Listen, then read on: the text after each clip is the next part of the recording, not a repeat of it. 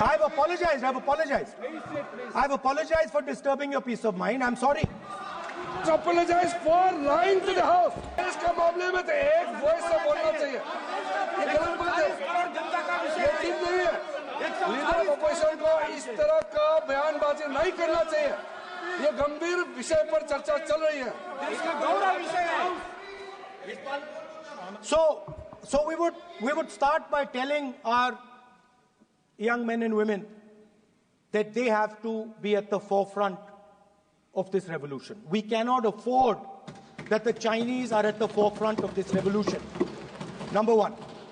Number two, we would ensure that the absolute best experts on these technologies would talk to our students, would talk to our youngsters and guide them on what a future, on what these future technologies are going to do. We would make them partners in this revolution. Now, we talk about defense. And today, we have the Chinese. And the Prime Minister has denied it. And the army has contradicted the Prime Minister. It's true. The Prime Minister has denied it. The Prime Minister has denied it. And the army has disagreed with the Prime Minister that China is sitting on 4,000 square kilometers of our land, of our territory.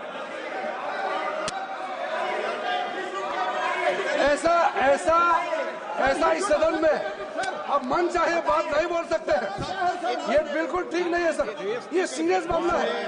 आप foreign policy पे, border issue पर आप अपना कैसे मजाक बात कर सकते हैं?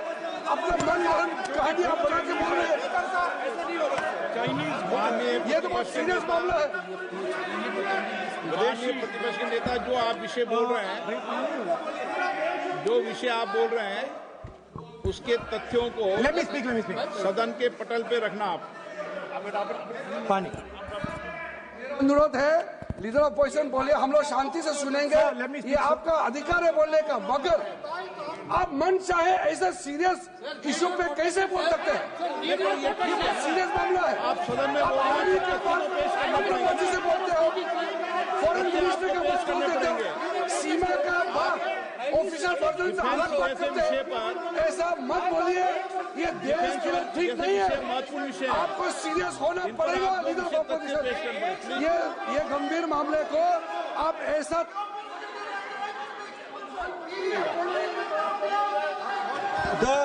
The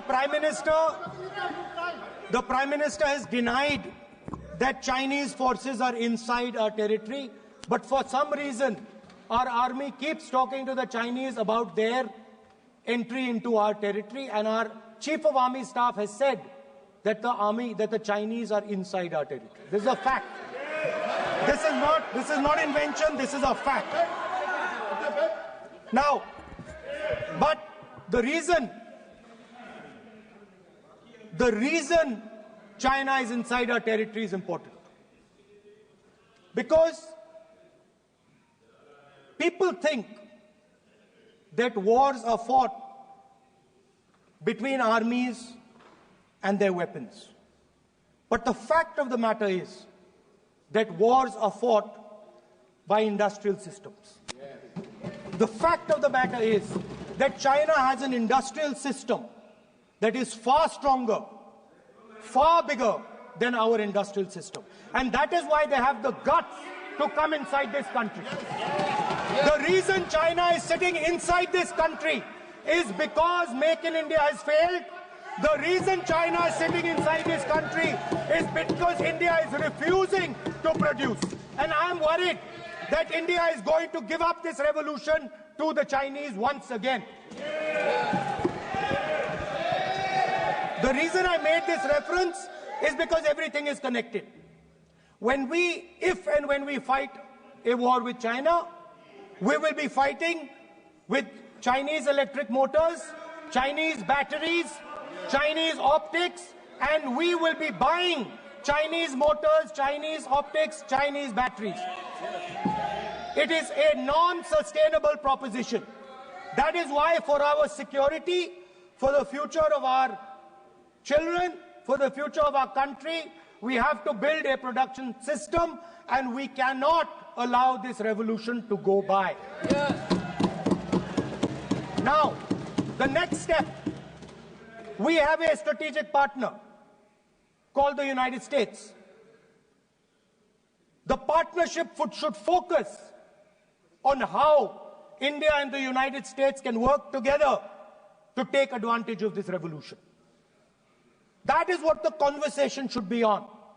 Please understand that India is as important as the United States for the simple reason that they cannot build an industrial system without us. They cannot build a production system without us. No matter what they say, the Americans simply cannot do what India can do because their cost structure is much, much, much more expensive than ours. We can build things that the Americans would never imagine. India can do that. So that would be the first part of a president's address. We would talk to the youngsters in India and say to them, we want you to be partners in this revolution. We want to change the Indian banking system so you can have access to it. And we believe in you, we trust in you, and we believe you can take on the Chinese. That's the first part. The second part would be about participation. We have done a caste census in Telangana. And what we have found is shocking. Almost 90% of Telangana is either Dalit, Adivasi, backward, or minority. Almost 90%. And I am convinced that that is the story across the country. I am absolutely convinced that the OBC population of this country is not one less than 50%, possibly 55%. 16% are Dalits, 9% are Adivasis, 15% are minorities. Last budget, there was a photograph. You remember the photograph? Of course. वो मक्खन बांटने वाली, हलवा बांटने वाली photo. मैं हैरान हो गया कि इस बार फोटो ही हटा दी. हलवा खिलाया मगर दिखाया नहीं किसको खिला रहे. प्लीज. तो at the center of any new development paradigm for this country, which runs parallel with the production paradigm I spoke of, which works together with the production paradigm I spoke of, is the participation of lower castes, OBCs, Dalits, Adivasis, in the wealth of this country. If we look at the largest corporates in this country, they're all owned. None of them are owned by OBCs. None of them are owned by Dalits. None of them are owned by tribals. If we look at the biggest media companies that support the Prime Minister, every day we see the Prime Minister's pleasant face, smiling face on these media. None of them are owned by OBCs. None of them are owned by Dalits. None of them are owned by Adivasis. This is the fact. So central to any new development paradigm is the architecture of a new paradigm. And that architecture of the new paradigm can only be built once the caste census is placed on this table. Because once the caste census is placed on the table, we will know exactly how much of this country's wealth, how much of this country's power, how many of this country's institutions are owned by 90% of this country. There are OBC MPs in the BJP. There are OBC MPs in the BJP. There are Dalit MPs in the BJP. There are Adivasi MPs in the BJP. Remember, you are OBCs, you have 50% 50% of the population, and you have absolutely no power. I know that you're sitting there and you cannot even open your mouth. That is the truth of the country. प्रधानमंत्री का चेहरा आपको दिखाई नहीं देता है। जाति जनगणना, प्रधानमंत्री का चेहरा आपको दिखाई नहीं देता है। Architecture, participation, revolution in this country that we are going to bring. ये कुछ दिखता नहीं है। सोनिया गांधी, प्रियंका, ये लीडर ऑपोजिशन को कुछ दिखाई नहीं देता है। ओबीसी बात करते हैं। So the idea is, Speaker sir, the idea.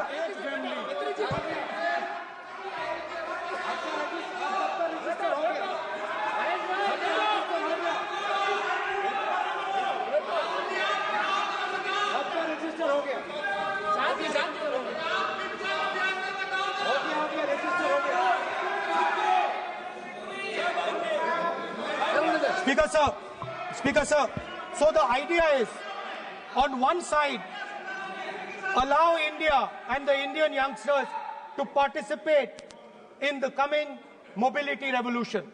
Allow them to participate in building robots, in building drones, in building electronic items, in building EVs. And on the other side, running parallel.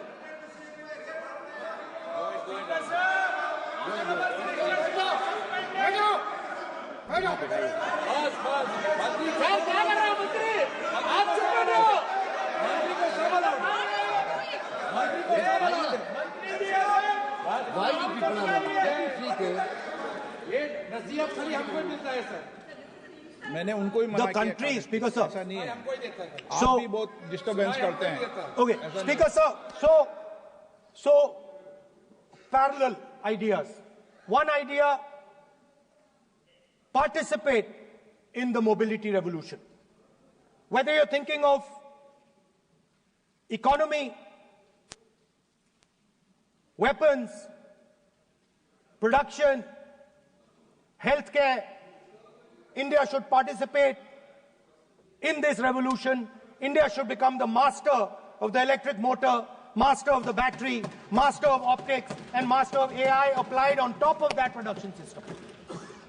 Now imagine the power of AI when we apply it to the caste census. You imagine what we will do with AI and what we will do with the social revolution in this country when we start to apply AI on the data that we get from the caste census. So we are going to run a parallel track. On one side, participation, revolutionizing the participation of Dalits, OBCs, Adivasis in the ruling of this country, in the institutions of this country, in distribution of wealth of this country. And on the other side, parallel track, challenge the Chinese and participate in the revolution and defeat the Chinese in electric motors, batteries, solar panels, and wind. Yeah. So that is the first two parts of any presidential election address that any India Gathbandhan leader would give you. The final, of course, we go back to the Constitution. This, our favorite, just like the production system is a weapon, just like Jati Jangarna is a weapon of transformation, this is what the entire architecture is built on. I remember before the elections, all of you were saying 400 par, and you were saying you would change this. And then I was glad to see that the Prime Minister walked in and then was forced to bow his head in front of the Constitution. It was a moment of pride for all Congress people that we had explained to the Prime Minister and to the whole country that no force will dare touch this. Yeah. I know that the RSS has never accepted this. Mohan Bhagwatji has said that India didn't get independence in 1947. He has said that this constitution is meaningless. I know that is at your heart. We will never let your dream come true. This constitution is going to rule India always. Now, एक minute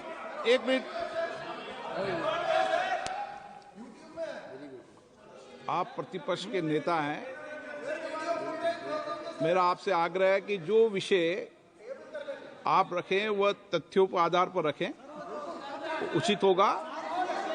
मैंने आपको पहले भी कहा, और जो सदन के सदस्य नहीं है उनकी चर्चा न करें। बताता हूं सर, मोहन भागवत आप नियम प्रक्रियाओं की पालन करें, आपसे अपेक्षा। सर, मोहन भागवत जी ने स्टेटमेंट दिया। मोहन भागवत का statement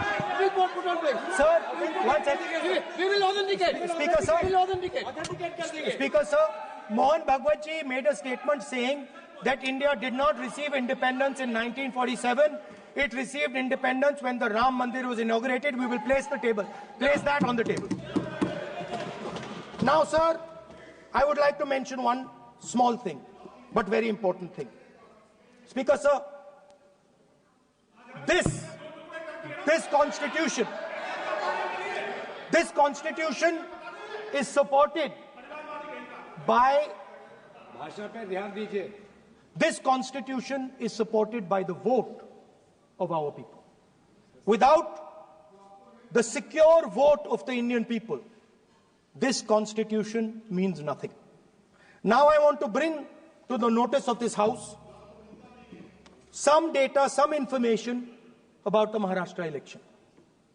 Very simple stuff. Speaker sir, between the Lok Sabha election, which the India Alliance won, and the Vidhan Sabha election, the voting population of Himachal Pradesh was added to the voting roll of Maharashtra. Meaning the entire population of Himachal Pradesh was added to the voter rolls of Maharashtra. Please understand what I am saying. In Lok Sabha, the difference between Lok Sabha and Vidhan Sabha was the population of Himachal. The entire population. Almost 70 lakh new voters suddenly arrived between Lok Sabha and Vidhan Sabha. Now, the most interesting part, and the Prime Minister is not looking at me. The most interesting part,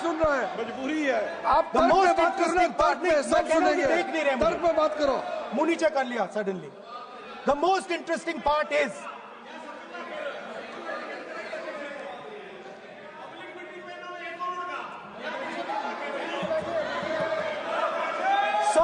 Sir, Maharashtra mein more voters were added in 5 months in Maharashtra than were added in 5 years in Maharashtra.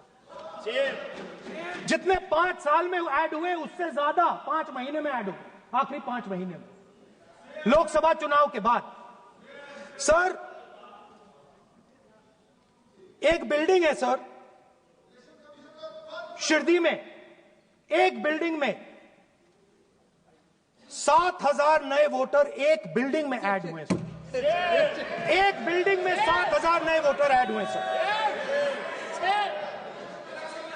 Sir, मैं कोई आरोप नहीं लगा रहा हूं, मैं सिर्फ ये कह रहा हूं सर कि ये